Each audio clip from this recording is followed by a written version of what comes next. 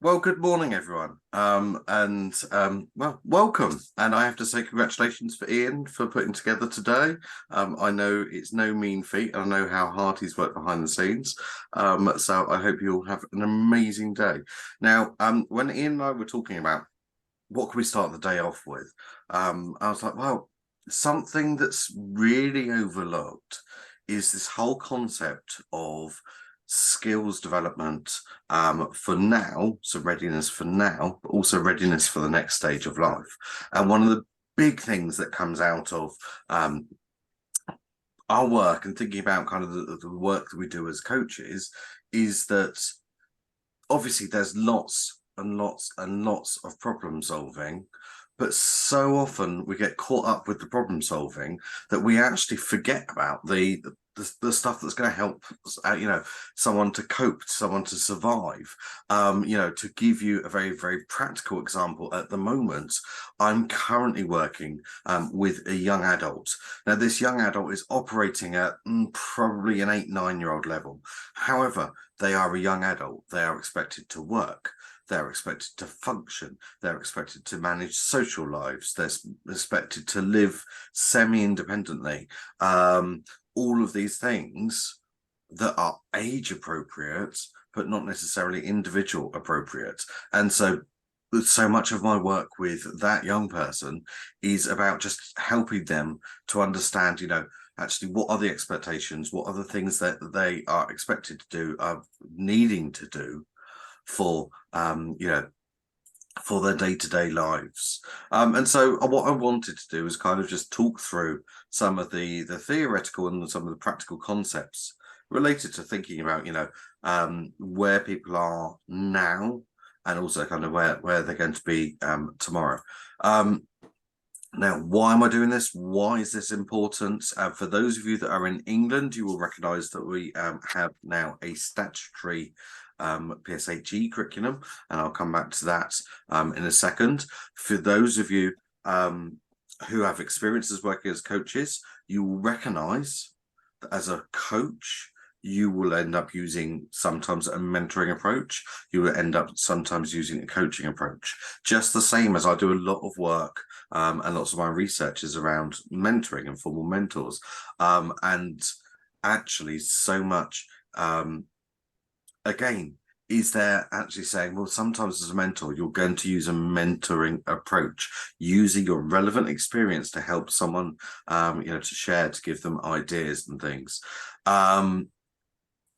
But then also there are going to be times as a mentor with a capital M that we use a coaching approach, and about helping someone identify that they hold the solutions, they know the answers, that they have the skills. Now, again, this is so important in your work because there are going to be times that you can see that the person holds the skill, and you're going to use your coaching skills, you're going to use your questioning skills, all of those different structures that you've got so much in coaching that we don't see and transferred over to mentoring so much. There are going to be times that you use that and you can help that person to kind of unpick and to work out the best way. But there are also going to be times that you identify that there are skills gaps, that they don't necessarily have the skills that they are needing for their current stage of life, or likewise for for the next stage of life. And then, as I've already mentioned, if you're in England, then we nowadays have a statutory curriculum related to relationships, sex, and health education. And a part of that is to make sure that educational settings are giving pupils, young people up to the age of 18, opportunities to learn life skills and to embed that knowledge in their day-to-day life. Really interestingly, and we're and I was one of the co-authors of this curriculum, but we're now a couple of years in, and we're now starting to see some of the research coming in, and some of the best quality support for young people is coming from people who talk about their own journey. And I'm not necessarily talking about kind of blaming or projecting your emotional journey or your baggage or some trauma or something onto young people, but I am talking about, well, actually, when I'm stressed, this is what I do in order to be able to cope with it. And so relating, well-being and relating those life skills to kind of what you do without telling them what they should be doing, because that's not your role as a coach. It's not my role. It's not about telling them what they should be doing. It's helping them to understand what their menu of options are, what their different ways forward are. And sometimes, as we've already discussed, they will hold that themselves. And ultimately, that's where we want them to be. We want them to have that solution within them, and it's just about identifying it. But there are going to be other times that you are helping them to see what that menu choice is. This is the menu of options you've got. What is the one that is the most suitable for your current situation, for your current context? So having then spoken about why this is so fundamental and so important, we then need to think about the how. So we have a responsibility, we really do, to help young people to have the skills to be able to cope with and to be resilient to what they are going to face today and what they are going to face tomorrow. We have just gone through the most difficult, the most different 3 years in the history of this world in the last 100 years. The impact of the pandemic, no matter what context you're in, no matter what country you're in, the impact of the pandemic put all of us in a situation where we didn't actually know what we needed to do, what the right thing is, what the next what the next step was, what the solutions were. Now, that then affected our young people. If the people you are looking to don't know what to do, then actually that will also then affect, and build up to that kind of that sense of anxiety, that uncertainness that we've certainly seen. And if we look at the research about well-being as a result of the pandemic, we are seeing a lot more general anxiety come through, social anxiety. You will all still experience it. I know that even when I'm queuing up in a shop, I still now leave a lot larger difference, a lot larger gap compared to prior to the pandemic, when you were a lot closer to people. There will be something in your way of life that has adjusted as a result. And now actually, if we are thinking about this whole concept of giving young people the skills that they need now for today and the skills to be resilient for tomorrow, the last 3 years are a classic example of why this is so important. And I have no doubt at all there will be, in your social circles, somehow in your connections, there will be at least one young person, whether it's a relative, whether it's an acquaintance, whether it's someone you're working with, there will be at least one young person who now is struggling to return or to go into education as a result of the events of the last 3 years. And that's a classic example where actually we need to be developing these skills to be able to cope with this is where we are. This is where we're up to. This is the world as it currently is, and this is where we are going to be tomorrow. Sorry, apologies.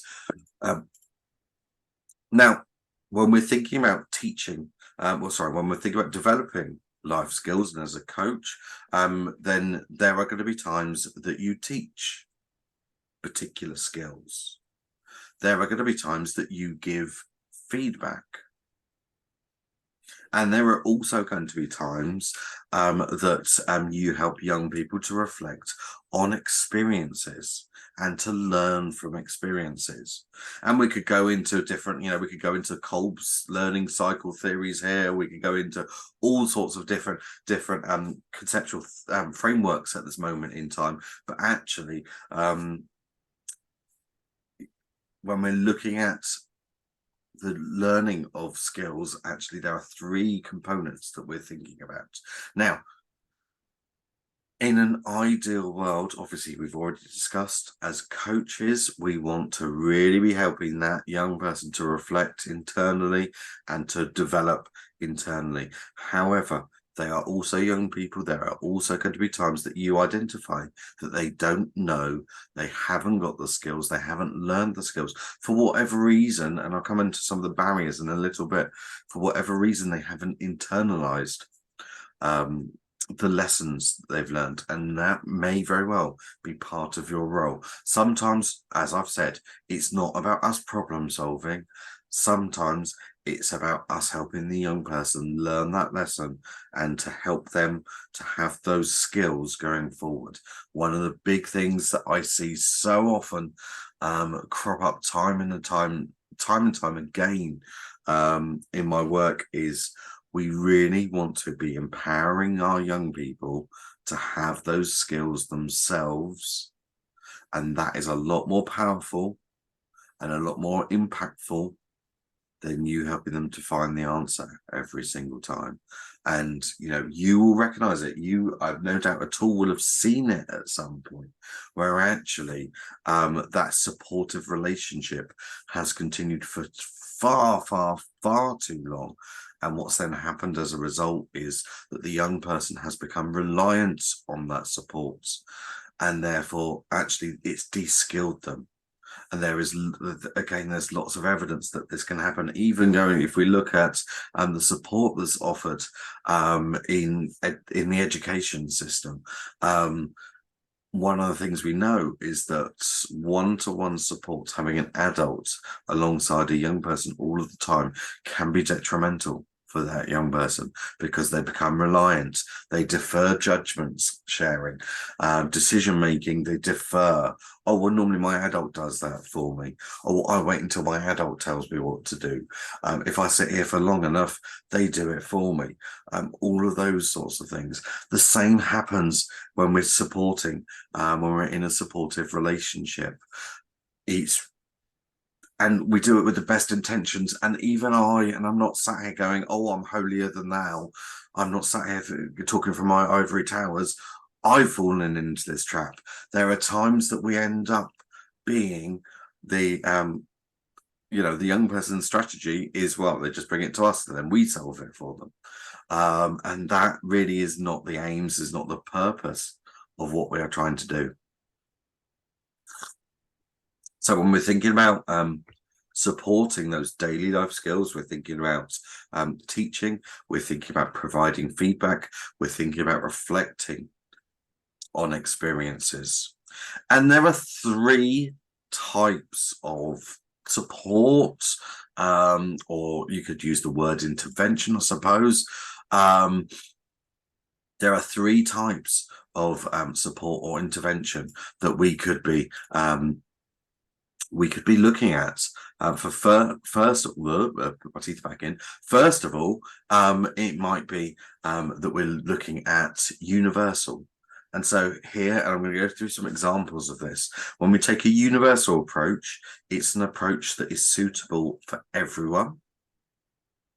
So all of the young people that you're working with, and you might go in and do some groups with a school or a college, for example, that's open for all young people. Or you might hold or host groups or drop-ins and things like that that are available for all.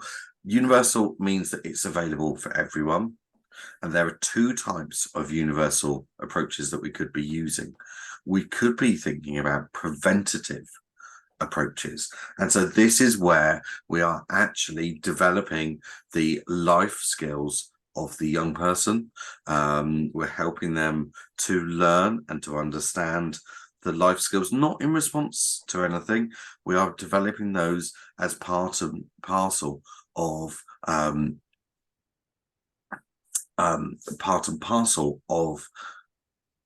a curriculum, of an approach. It's all about, sorry, I've just got distracted by the chat there, but that's all right. Thank you very much for someone else for replying to the chat. it's all part and parcel of kind of our informed approach about, you know, the skills that young people need now, they're going to need for the next stages of life. I'm going to talk about transition because there's a massive piece about transition that goes on around this. So we've kind of got this preventative stuff where we're giving them the skills that they need to be able to cope, to be resilient with life. I could talk about this from a developmental point of view at this point. For those of you that work with young children, so here I'm talking about young childhood, we generally consider finishes around the age of 7, 8 or so. Now with young children, we do have to do a lot more directive activities. There's a lot more about, you know, teaching them social etiquette, social behaviors, things like saying sorry, things like saying please and thank you, things like guilt under the age of 8 or so are social behaviors. They are learned, they are copied, they have been taught using the things, the methods that I've just been talking about here. They are, you know, using this teaching, using this feedback, using experiences up until the age of 8. Our social behavior, the way that we interact with others, the way that we show guilt, the way that we show pleasure, pride, all of those sorts of things is all very much a learned experience. But then if we're thinking about kind of the next stage, so middle childhood, so here we're generally talking in the literature about kind of the age of 8 to 12 years. If we're talking at this stage, this is where we start getting more complex. What happens here is there is a cognitive shift. Ian, I don't know if you want to pick up the chat. There's a few people that have said now, or a couple of people that have said that they can't hear. Obviously, there are people that can hear, and I know that I can see that I'm broadcasting the sound. So I'm just going to pass that one over your way. So when we're in middle childhood, then here we see a lot more cognitive development. There's a real cognitive shift that happens around the age of 7, 8 or so. And what happens as a result of that cognitive shift is we develop, or young people develop, reflective capacity, the ability to internally reflect. This is very much related to theory of mind. There's all sorts of kind of bits of research that kind of feed into this. But if you think about a conversation with an 8, 9-year-old about something that's happened, then they should be able to talk about what has happened, what's the cause and effect, what could have been done differently. So alternative paths, because they've got that reflective capacity. You get a lot more insight into emotions. Around the age of about 10 or so, you start developing a good understanding of mixed emotions or ambivalent emotions. It is possible to feel 2 or more emotions at the same time. But likewise, it's possible to be ambivalent, emotionally ambivalent to a situation. And that's all right. And that's all part and parcel of our emotional experience as humans, but that doesn't develop until around the age of 10 or so. So if we talk about guilt, for example, now guilt relies on that reflective capacity, the ability to think through what you should have done. Concepts like time out, concepts like those of you that have got very young children, naughty step and all the rest of it, will not work with young people who are under the age of 7 or 8 or so, because they don't have that reflective capacity. Likewise, moving on, middle childhood, we develop that reflective capacity. And so actually what then can happen is almost we can become young people can become too empathetic. And if you think about your 10, 11-year-olds who all of a sudden become like massive social problem solvers, and rather than necessarily taking something to an adult, taking something to you, taking something to a teacher, actually what then happens around that time is that they because they've got all of these new skills, they want to use them. And so therefore you see a lot more problem solving, and that's fine. But sometimes it's a bit too much. Sometimes they take ownership of things that they shouldn't have to take ownership of. And this affects kind of the way that you're working with young people around this age. We then move into later childhood, but they don't call it later childhood because obviously teenagers don't want to be referred to as being in late childhood. So we call it adolescence. So kind of the age of 13 upwards, we call it adolescence, and then we move into young adulthood. This is shifting, by the way. Young adulthood is generally considered in the literature to be 18 to 24. I suspect we'll see a little bit of a shift over the next few years, but it's kind of around that stage. So it's that post-pubescent stage where the brain changes are still happening, and you know, the internal wiring and things are still going on. This is the point that I really should have a slide in plugging my book that I've written about kind of these developmental changes, but I haven't, so I'm really sorry. I've lost a sales opportunity there. So during adolescence, what then happens is, with the shifts that are happening in the brain, is that effectively the grey matter around the brain is being rewired. It's less accessible for cognitive thought processes. And those of you that work with adolescents, with young people who are going through the midst of puberty, you will recognize that you get a lot more emotional reaction. You get a lot more disengagement. They like things that are a lot more thrilling, a lot more scarier, because of this numbing that's going on. And effectively, it's not actually like this, but effectively what's happening is our conscience, our thoughts, our conscious decision making is all processed through our prefrontal cortex, kind of a couple of areas of our brain that are behind our eyebrows. This is really important. Now, effectively what happens during puberty is that bit gets rewired. And so the brain kind of, as I say, I'm using an analogy at this point, but kind of just shuts it off. It's like closing a motorway. We're going to resurface the motorway overnight and then we'll reopen it. That's basically what happens during puberty. And so that's why you then, as coaches, as people supporting young people, have to do a lot more legwork with young people during adolescence, during their teenage years, in order to help structure them to get them towards that decision making. And so actually, if we're talking about skills for life, and we're talking about where young people are at this current moment in time, then you need to be very conscious of that. You will need to do more scaffolding. You will need to give them more step-by-step support during this teenage years. By the way, for those of you that are looking at the slide and going, my goodness me, he's gone off tangent, I am still on the first bullet point on that slide, just to give you an idea about kind of how deep I'm going into this for you.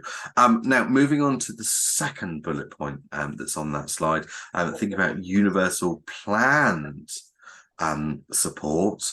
Now, here again, it's something that's available for everyone. The universal bit is available and suitable for everyone, but here it is planned. You know something is going to happen. It might be a transition. They are moving from primary education into secondary education. They're moving from secondary into college, into further education. They're moving from education into employment. You know that there is a change coming up for this group of young people. And so here, when we're thinking about our life skills and thinking about what we are doing, then what we're doing is supporting them to develop the life skills that they are going to need for the next stage. And this is such an important concept, because actually it's not just about helping young people with what they're facing now. It's about making sure that they are equipped, making sure that they are resilient to what they're going to face in the next stage. One of the biggest examples that I can use for this is when we're thinking about the transition from primary school to secondary education. And this is broadly similar in multiple countries and multiple contexts, but you go from a situation where maybe they have one or possibly two teachers across the week, and you go to a situation when that transfers over to actually you have 10 plus teachers in different locations, in different contexts, in different rooms for different subjects. And actually that is a whole life skill set in itself. Now, one of the things that we should be doing as coaches, if we are working with the final years of primary education, for example, or we're working with the primary, the final years of secondary education going into FE, then we should be thinking about how we are helping them to develop the skills that they are going to need for the next stage, that shift of independence. Every secondary school I talk to talks about how that their young people coming in were not prepared for the independence they needed. Every FE college that I talk to talks about the fact that their young people coming in from secondary education were not prepared for the shift in education, the shift in independence that they are going to need. And so part and parcel of our role as coaches, if we are universally, so we're not doing targeted support, we're not doing responsive support, and I'll talk about that in a second, but if we're doing universal support, then we need to be thinking about what are the skills that we need to develop for that next stage as well. So then the third bullet point, see, I do actually use a PowerPoint. People accuse me of never using my PowerPoints. I do sometimes use a PowerPoint. And what the third bullet point on here is about targeted, responsive support. And you will do this, and for some of you, this will be almost entirely all of your work. For others of you, it will be a little bit of your work, and some of you will kind of be that broad bit. Here, there is a problem. And we are using our coaching approach, we're using our supportive relationship to actually respond to that problem, to help that young person to work through that problem. Now, you, as a result of that, and I'm actually, currently completing a PhD very much based on this, may identify that there are life skills that are missing. I went into a situation where actually it was a young person in middle childhood, so let's just go with 10. They would say they were 10. Now, they were getting into all sorts of problems. They were really experiencing educational problems. They were experiencing problems at home. There were lots of different things. Now, actually, what I quickly identified was that there was a life skill missing, and it was a really important life skill, and it was the life skill of turn taking. They, for whatever reason, and I could track it back to some life events, some external events that happened in their lives, they had not fully developed the concept of turn taking. And now they were at this stage. Remember, I spoke about developmentally, where kind of young people I was approaching secondary school and how they're trying to problem solve all the rest of it. So they're in a situation where their cohorts, their peers, are able to deal with complex. Sorry, was someone asking me a question then?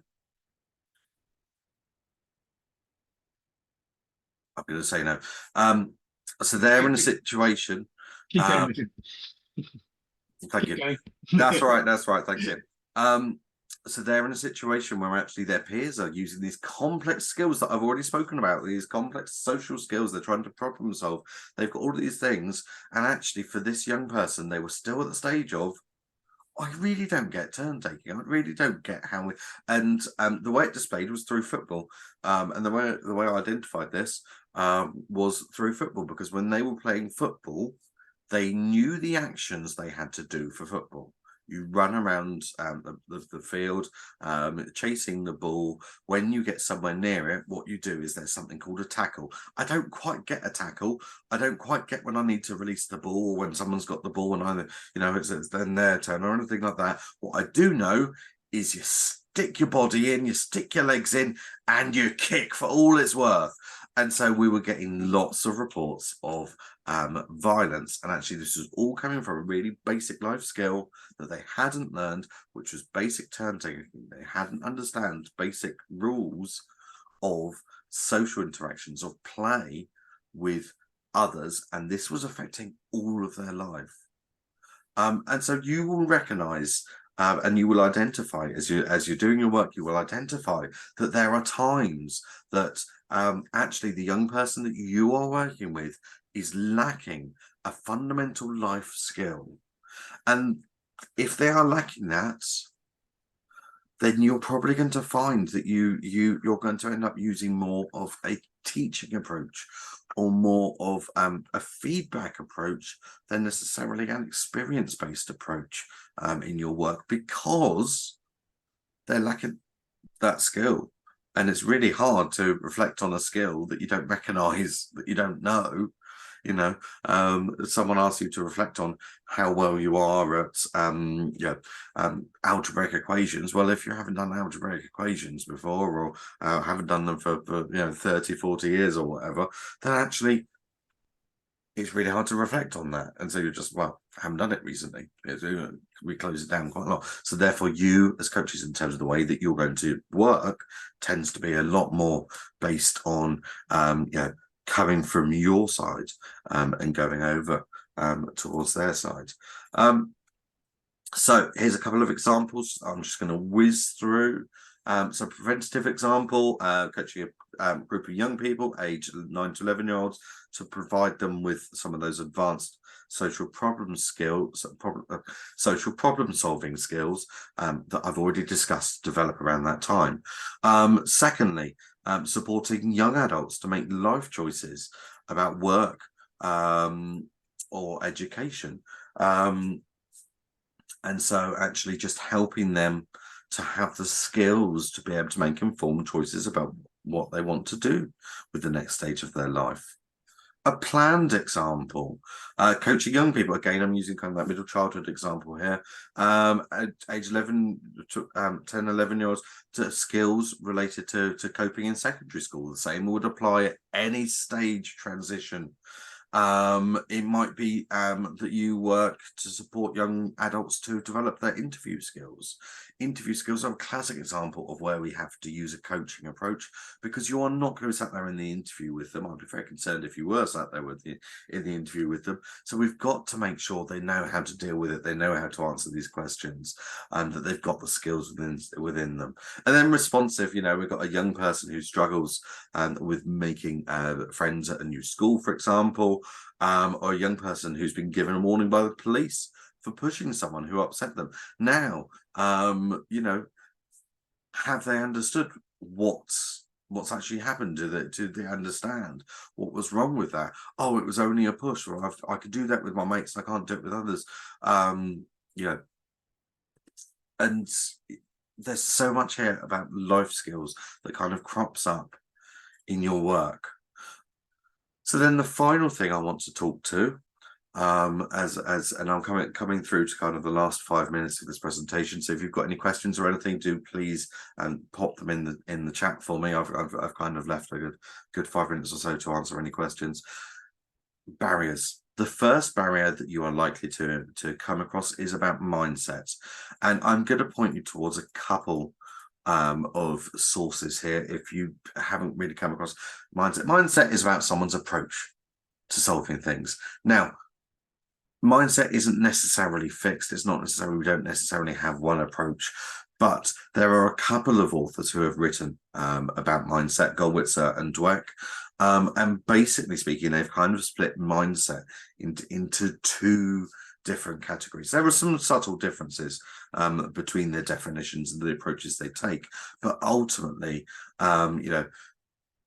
we can look at someone who, when they are faced with a challenge, goes into that fright, flight, freeze stage where actually they don't move forward, where they give in, where they walk away from that. Or we could be faced with someone who actually takes that challenge on, actually wants to solve it, wants to make sure that it doesn't happen again.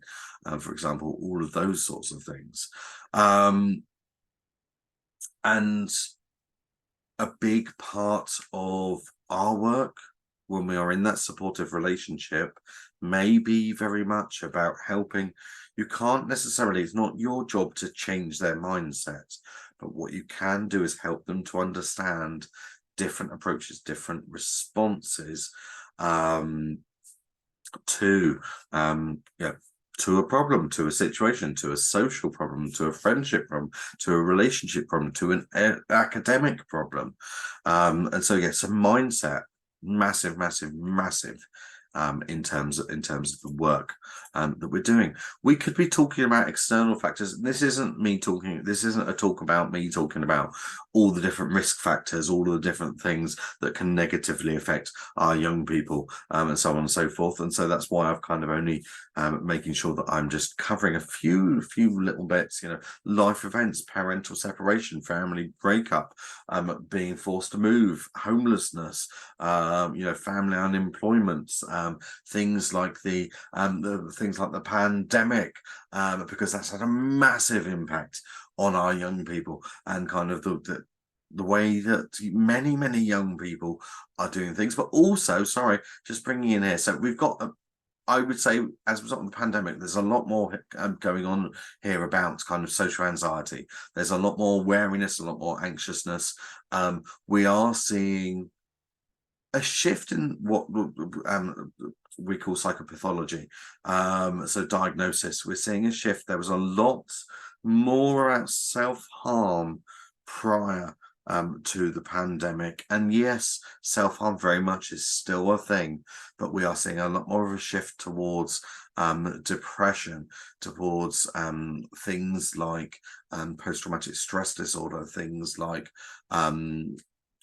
diagnosable anxiety conditions over the last, and it's really hard to say concretely, and I'm sorry I'm being a little bit vague at this point. It takes about 3 to 4 years for us to actually have the official data. All I can do is talk about, I work with kind of 1,000 different educational settings plus. All I can do is talk about kind of what's being reported through, but there's very definitely a shift. And that's a massive life event that, I'm sorry, if we have a child now, then it's not going to affect them. Those life events, I've got so I'm a single parent. I've got a 7-year-old, a 5-year-old. My 5-year-old pandemic baby, her social skills, she's overcome them now, but her social skills very much were affected by what was happening during the pandemic, the closure of educational settings, the interruptions to her normal social childhood experiences, going to a party. She didn't go to a party until she was 3, nearly 4. And then what happened was they got to pass the parcel, and they all just sat there and looked at each other, because none of the children in that room had been to a party, let alone learned the social behaviour of pass the parcel, and things like that. Sorry. So external events, transitions, life transitions, moving from education into employment, moving from stages of education, all of these things, have an impact on the work that we do. Social problems, things like exams, periods of stress, family difficulties, all of these things are kind of external factors that could affect our young people. Internal factors. You also then, kind of in our work, when we're in the supportive relationship, we also then need to consider the internal factors. So, are there additional or special educational needs that are affecting the young person, and then that affects the approach that we take? Are there internal risk factors that are contributing to it? For example, history of trauma, attachment. I haven't even touched on attachment. I could do probably 2 days worth of talking solidly about attachment and the role of attachment in supportive relationships, but in the work that we do in terms of development. Oh, it's a real passion of mine. I could talk about it, but I'm not going to talk about it now. Sorry, because I will completely derail myself in the last 7 minutes of this presentation. And I'm not going to derail myself. I'm bang on time. Mental health. And here I am talking about our well-being, and well-being concerns obviously are transient. So we all experience poor mental health. Everyone in this room has at some point in your life experienced poor mental health. It might be because you dumped. You were dumped. It might be because you went through a relationship breakdown. It might be because of unemployment. We've all experienced poor mental health. But because of our support network, see the link here, and because of our coping mechanisms, we have been able to get through that. It only becomes a difficulty when we do not have the support network or the coping mechanisms to be resilient to that. We all experience poor mental health. It only becomes a mental health difficulty when we don't have the support network or the coping mechanisms. And if you look at counselling, counselling is a really good example of talking through how people are coping with what they're currently facing. It's very different from therapy, by the way, for those of you who are wondering. With therapy, it's about actually identifying where this has come from, where the origin of that, and healing that wound. Counselling approach, and they are very different. They require very different qualifications. Don't be sucked into ever thinking they're the same thing. Counselling is, this is what you're facing. Let me help you to cope with it. Let's talk about your coping mechanisms. Right. Physical health. Those of you that have experienced any physical health problems, those of you that have had coronavirus will be aware of kind of the knock-on impact, particularly if you experience brain fog alongside it. I've had COVID, I think, 4 times, and one of those times I had brain fog. My job, my whole life is my brain. My brain is my biggest muscle, and just imagine how frustrating that was. And then we could be talking about disability as well, and that brings me through to your questions. Bang on time, Ian. I'm just saying. I can see in the chat that there's a question. Do you feel that irrational fears within middle-aged children are more common since COVID, or is it more natural for this age due to the cognitive development? Nicola, that's a wonderful, wonderful question. There are not irrational fears because actually they have a rational origin. And if you think about the events that have happened over the last few years, it has increased the number of rational fears that we are facing as humans. And the difficulty you've got is during middle childhood, because of that cognitive development, they're becoming more aware of it. And think about how transient emotions are for your 5, your 6-year-olds, your young children. Think, an emotion is what they're experiencing right now. And that emotion can be changed. It can be changed externally by an adult, or by them going, oh, sweeties, or something like that, and get distracted. And so that is, because they don't have that cognitive capacity. But then as you go into middle childhood, because that cognitive capacity is developing, it's then possible to then be holding on to things. And so it becomes less transient. And so actually it is rational, it's not irrational, because of that cognitive shift. And particularly with the stuff that's happened over the last few years, what has happened is that I almost wish that I had done my PhD research about 10 years earlier, because I'd be in a different position to be able to talk about this. There has been a developmental impact of the pandemic. An 8-year-old now will have had 3 school years interrupted. That will have interrupted their social, emotional, and life skills development during that time. A child who is in year 2 or below will not have experienced a normal academic school year. If you think about, I'm aware of some young people who missed almost entirely the first 2 years of secondary school, and so were then joining secondary school in year 9, which is when you start, reading. Things really ramp up in year 9, don't they? And they become a lot more serious, but they're still learning how to operate in a secondary school. So yes, so you've also got kind of the developmental impact, and what we don't know, and I can hypothesize, what we don't know is then how's that contributed towards children's emotional experience, because actually you would expect a lot of this stuff to, as if children were interacting and were in normal school life, there'd be a lot more social interactions, therefore there'd be a lot more interactions around things like nightmares and fears and things like that, and so it would be a lot more normalized. How much of this then is related to the fact that it hasn't been normalized? We could also then start talking about the what I referred to as the psychopathology label, where actually everyone's trying to stick a label on everything, and psychopathologize everything, and that's trying to, for example, label it as formal anxiety, as opposed to general anxiety or anything like that. And so yes, so there's all of these things that have contributed to it. So it's a very long answer to quite a small question, Nicola, but there's a lot there.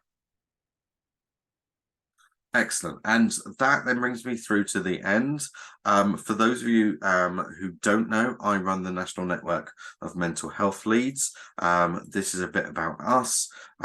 We accept membership from anyone involved with supporting young people. It's not just about schools and colleges necessarily. And we offer a whole number of things. There's our website and there's my email address if you want to get hold of me. And Ian, bang on time, I'm passing back to you. Richard, thank you so much indeed. Sorry, we are actually pushed because of the timings of you very important people. And so therefore we will crack straight on. I'm going to stop the recording, restart the recording, and we'll then carry on with Michaela. Richard, thank you so much indeed.